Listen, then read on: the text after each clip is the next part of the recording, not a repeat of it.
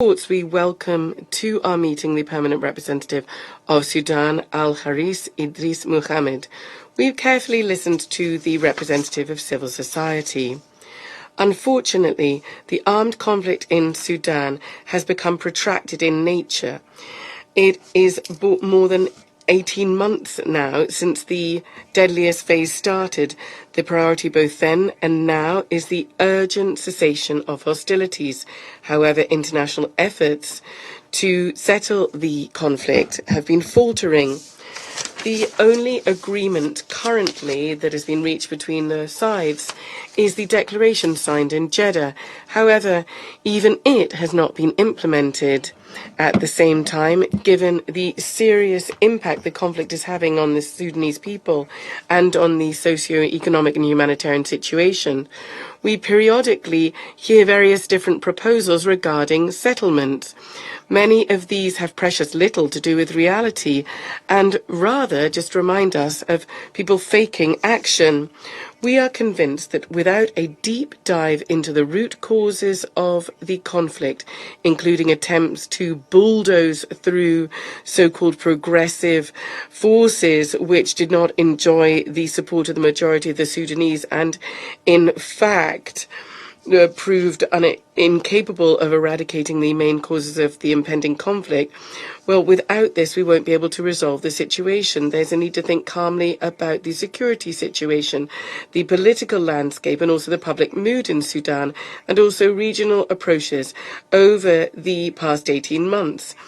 What may have worked in May 2023 is hardly likely to work now.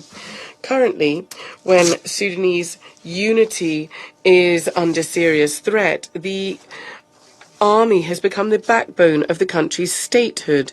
The population is fleeing to areas under its control for protection. It is very important to support the country's state institutions. This can be the basis in future for intra-Sudanese inter-ethnic dialogue when all political, intercommunal groups and well-respected regional leaders without exception can decide together the general path for the country's development. All participants of the dialogue should furthermore enjoy the support of all Sudanese and speak on behalf of and in the interest of the Sudanese people and not foreign backers. The outcome of the dialogue should be to have contours of the future authorities of the country sketched out which are acceptable for all. Including addressing the key question, the unification of the Sudanese armed forces. The Russian Federation considers the Sovereign Council as the supreme legitimate authority in Sudan. We are in favor of maintaining its unity, territorial integrity, and sovereignty. In this regard, we support the efforts of the UN SG Personal Envoy, Mr. Lamara, for the swift attainment of peace and stability. We believe that the Personal Envoy's goal is to unify the various regional and international mediation efforts on Sudan. We wish him every success in achieving the plan to organize the negotiations with the Sudanese parties. However, we do not deem it appropriate to push forward third-party negotiation formats to settle the situation in Sudan. This would ignore the participation of the current government of the country and would not take into consideration their points of view in terms of finding solutions to the crisis. We're convinced that the withdrawal of the RSF and having a ceasefire is a key to ensuring due protection of Sudanese population. Any steps that would preempt this without the prior agreement of Port Sudan are not acceptable.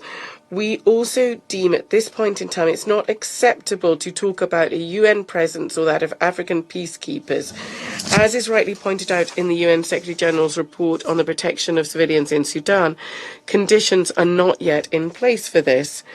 We view such calls currently as blatant populism because no one can answer the question as to which areas of the country they would be deployed in or what goals the deployed troops would have. Furthermore, the request for such a presence should solely come from the existing Sudanese leadership. Otherwise, Any peacekeeping endeavours during an active phase of this domestic conflict might be doomed to disaster. Having such a scenario might once and for all undermine the trust that Sudan has in the UN. The UN's reputation was seriously tarnished by the inconsistent work of the UNITAM's mission that was drawn down. As we mentioned earlier, Jeddah is at the moment the only existing agreement. Therefore, we believe it's important to step up work to enact these agreements that cover humanitarian matters, the issue of the protection of civilians, and also finding a political solution to the drawn-out crisis. It's important to ensure that all of its provisions be upheld, including the withdrawal of armed units from towns and villages. Mr. President, the humanitarian situation in Sudan remains very serious. Almost 3/4 of the medical facilities are not working, and there's a shortage of medication. 2/3 of the people do not have access to medical services. We've seen the spread of deadly diseases.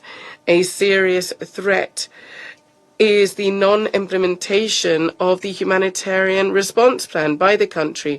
This is less than 2/3 covered. We'd like to assure the Sudanese that we support them in overcoming the suffering that they're experiencing. Within our means, we are providing assistance. We know that many other countries, despite their difficulties, are also using opportunities to provide assistance. The Sudanese government also is taking necessary steps to ensure that assistance reaches the population.